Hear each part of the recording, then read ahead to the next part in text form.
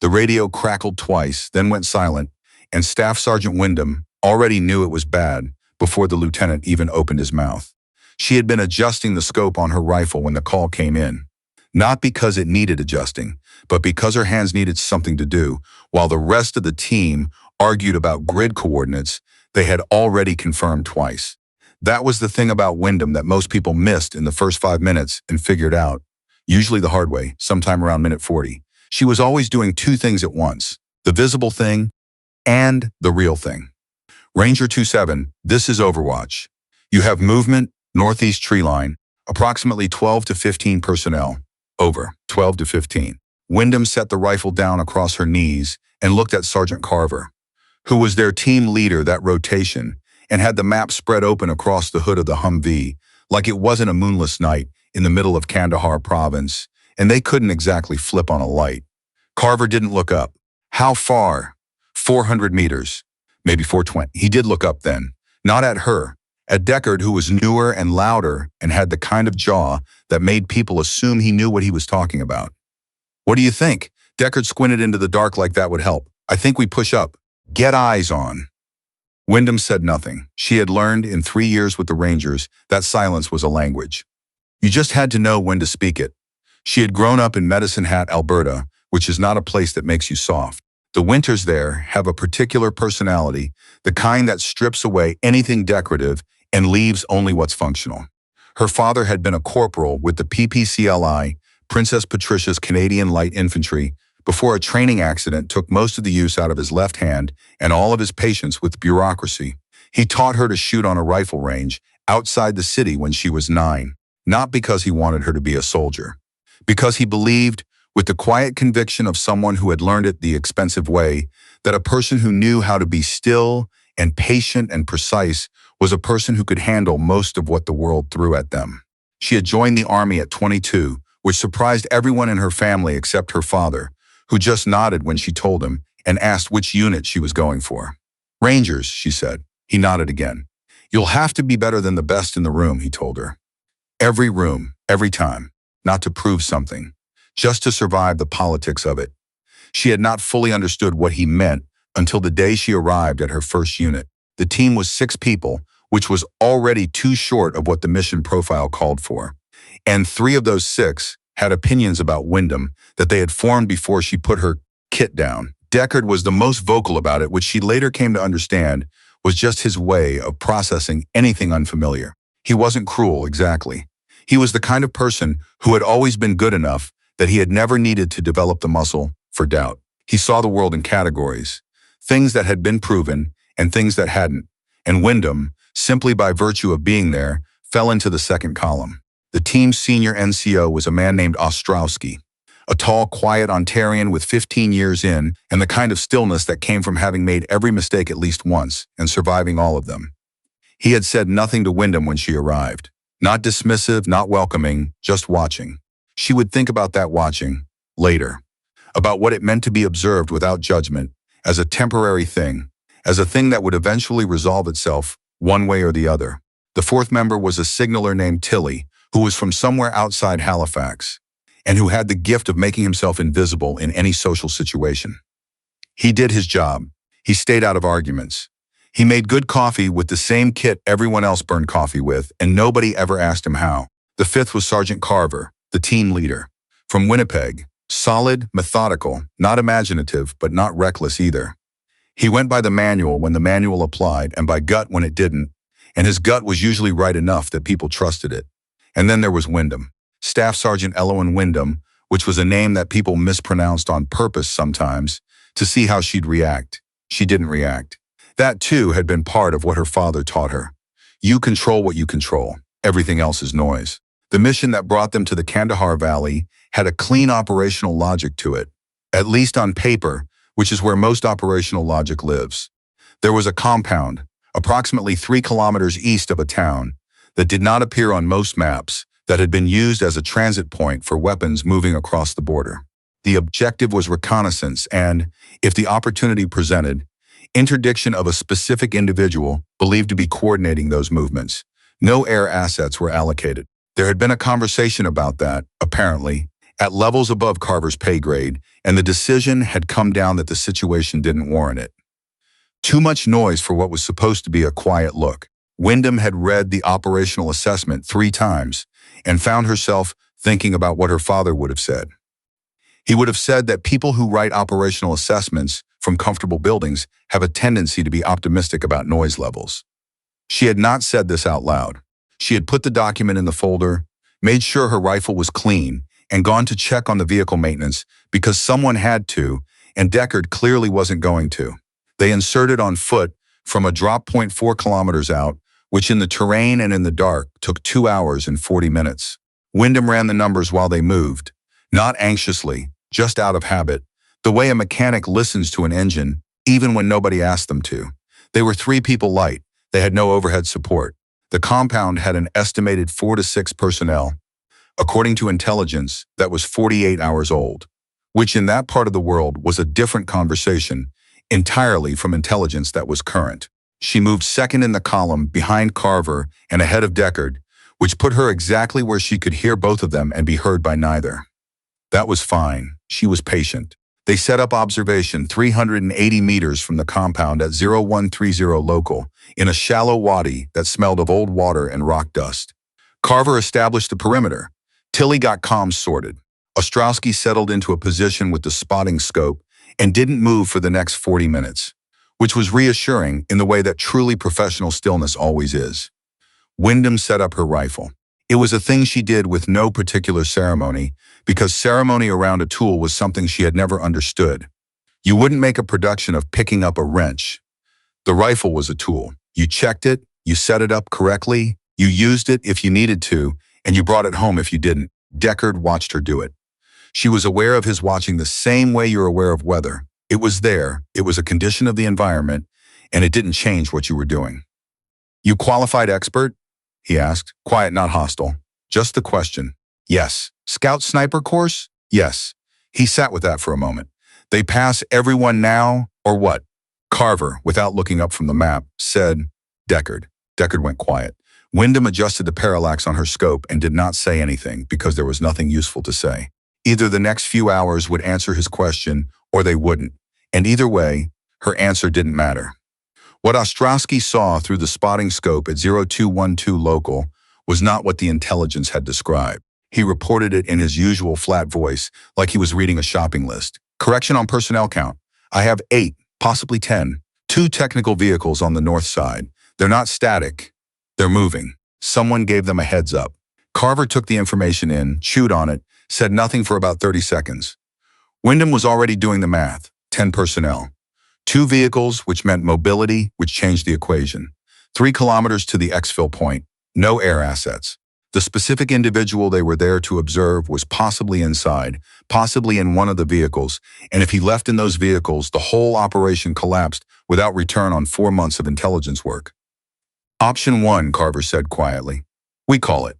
Pull back, report, and let higher decide." Nobody said anything. "Option 2, we hold and observe, see where this goes." Deckard shifted his weight. "If he's in one of those vehicles and they move, I know. Silence in the wadi, the kind of silence that has weight to it." "Option 3, Wyndham said. Carver looked at her. "The vehicles are on the north side. They're loading, not loaded. Look at the body language. They're still organizing. We have maybe 20 minutes before they're ready to move.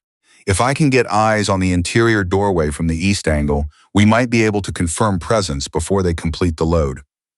She paused.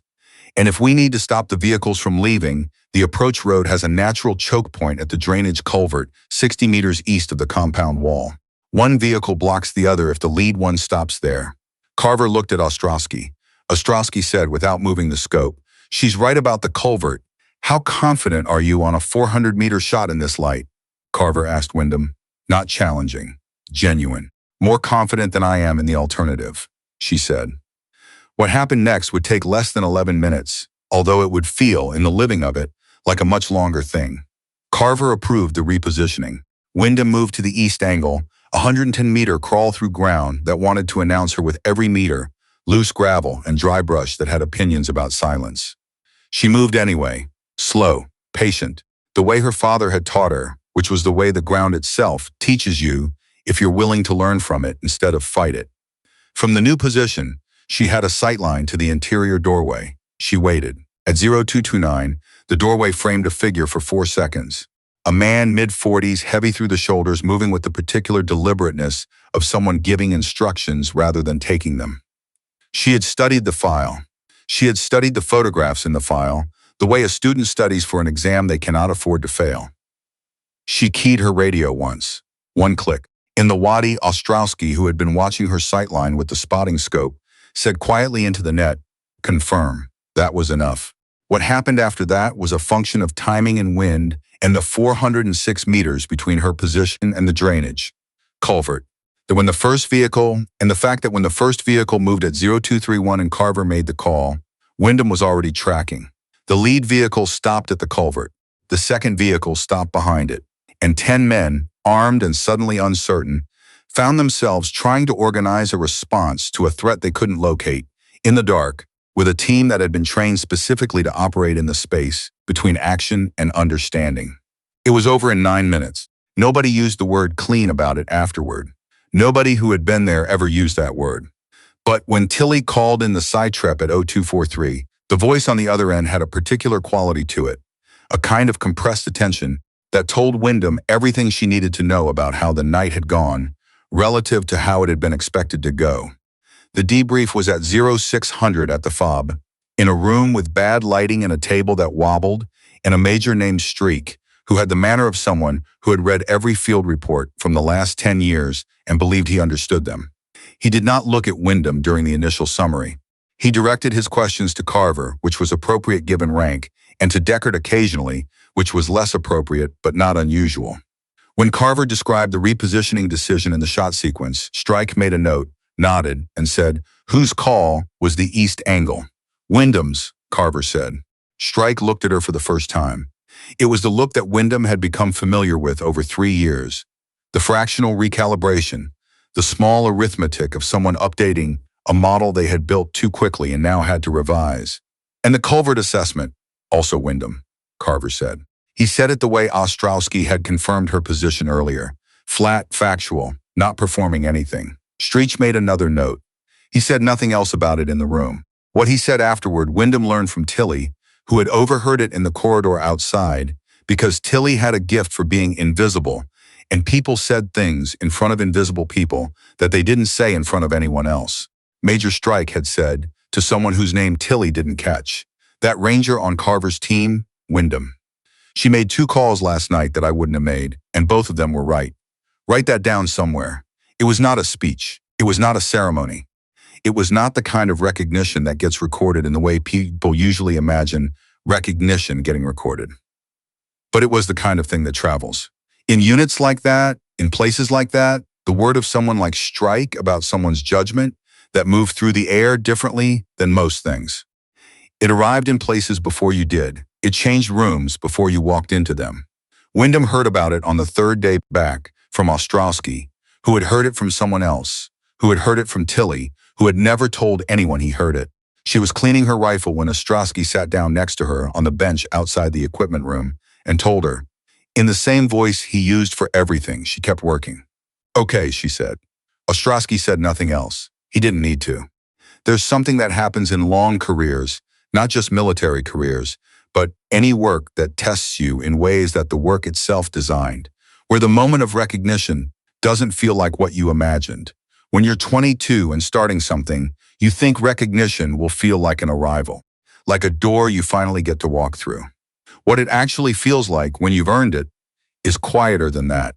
It feels like someone finally hearing what you've been saying, not because you said it louder, but because you kept saying it in the only way that matters, by showing up in the dark on the bad ground and doing the thing correctly again and again, until the evidence became impossible to argue with. Wyndham had not joined the Rangers to change anyone's mind about her. She had joined because the work was the work and she could do it. And she had known that from the first time she had lain still on a cold range in Medicine Hat with a rifle and felt the particular discipline of waiting for exactly the right moment and no other. Her father had tried to explain it to her once. Not the shooting, but the thing underneath the shooting. The quality of attention it required. He had struggled with the words, which was unlike him, and finally said, "It's not about being calm. It's about being present, all the way present. Not just your hands. She had been 12. She had not fully understood. She understood now. Deckard found her at the vehicle bay on the afternoon of the fourth day, running through a post-mission check on the Humvee that nobody had asked her to do. He stood there for a moment in the way people stand when they have something to say that they're not sure how to say. She kept working. "Hey," he said. "Hey." He watched her check the fluid level on the brake reservoir. "I heard what Street said. Tilly talks." "Yeah." A pause. I had you wrong." She looked up at him then. He was not being performative about it.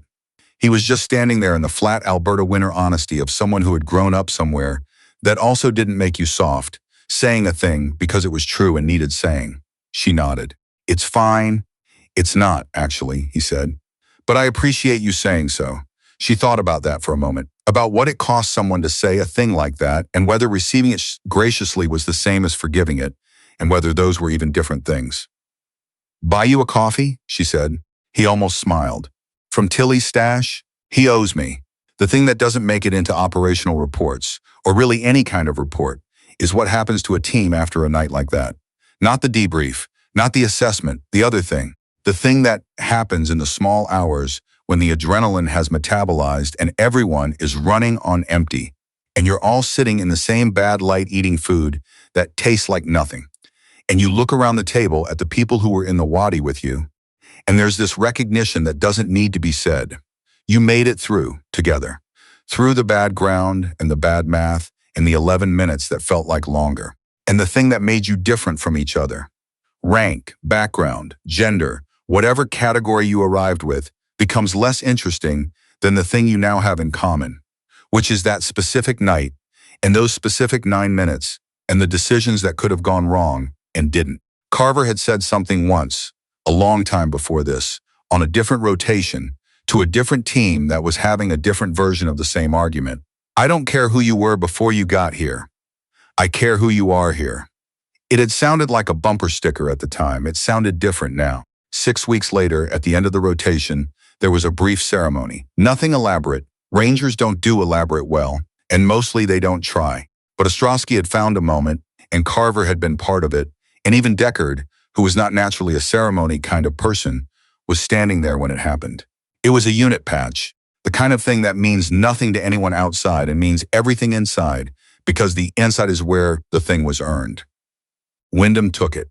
She turned it over in her hand once, not performing any particular emotion about it, just feeling the weight of the fabric and the threads and the 31 years of this specific unit's history that it carried. She thought about Medicine Hat, about cold mornings and a battered rifle range and a man with a damaged left hand who had taught her to be all the way present. She thought about the wadi, the 110 meters of bad ground, the doorway and the 4 seconds and the drainage culvert and the 9 minutes. She put the patch in her chest pocket, buttoned the flap, and shook Ostrowski's hand. "Good rotation," he said. "Good team," she said. Outside, somewhere beyond the wire, the province was doing what it did.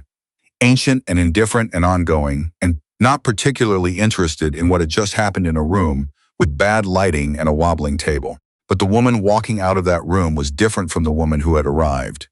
Not because anyone had given her permission to be different, but because that is sometimes how it works.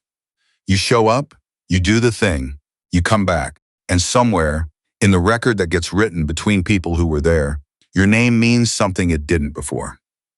Wyndham buttoned her jacket against the morning air and walked back to work.